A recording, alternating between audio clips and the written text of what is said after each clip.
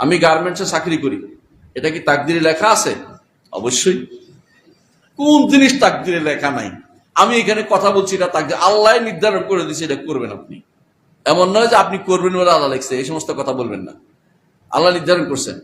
আপনাকে কি করতে হবে? যদি নেকের কাজ হয় শুকরিয়া আদায় করতে হবে, যদি গুনার কাজ হয় তওবা ইস্তেগফার করতে হবে, যদি বিপদের কারণ হয় তখন আল্লাহ তাআলার ফয়সালাতে সন্তুষ্টি এখতিয়ার করতে হবে। তিনটা কথা বলছি, বুঝে আসছে তো?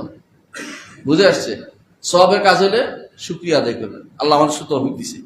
গুনার কাজ হলে তওবা করবেন, যদি বিপদ আপদ হয় আল্লাহর ফয়সালার উপর সন্তুষ্ট থাকবেন, বলবেন হাযা কাদারুল্লাহ, কাদারুল্লাহ ওয়া মা শাআ ফাআল, অথবা কাদ্দারাল্লাহু ওয়া মা শাআ ফাআল। দুইটা এক দুইটাই বলতে পারেন। রাসূলুল্লাহ সাল্লাল্লাহু আলাইহি ওয়াসাল্লাম আমাদেরকে এভাবে শিক্ষা দিয়েছে, এটা আল্লাহর তাকদীর, এভাবে নির্ধারণ করে আল্লাহ